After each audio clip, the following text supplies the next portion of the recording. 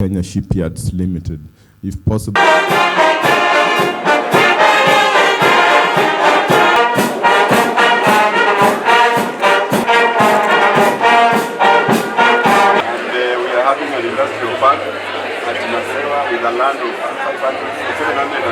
Crisis that we had in Parliament, where initially counties were supposed to get more than 4 billion, and it ended up being 387 billion out of a 3 trillion shilling budget.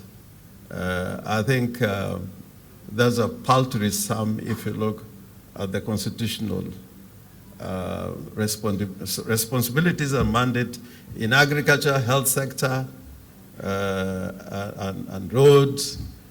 Just doing one good bridge, if you know the cost of just doing one bridge, it gets into hundreds of millions.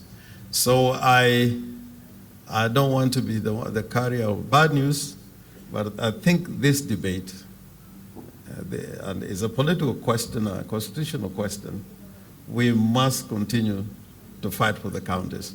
We are looking at efficiency in the Office of the Controller of Budget. We'll continuously call out that office so that we eliminate the bureaucracies and inefficiency in that office to facilitate a release of funds.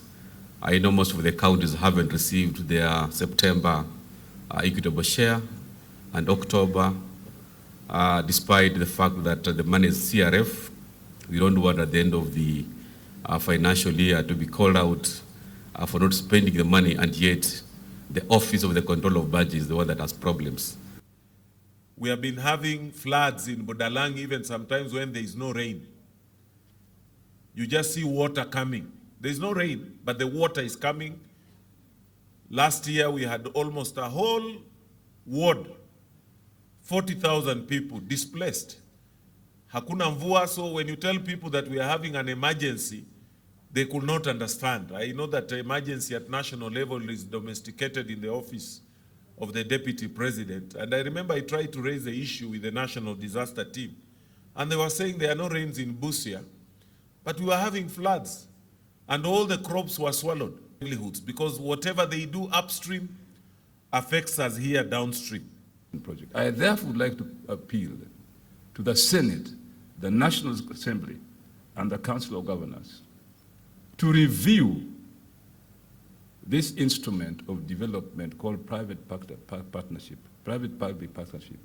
to make it amenable for use in counties without the unrealistic and rather unfair legal procedures that are currently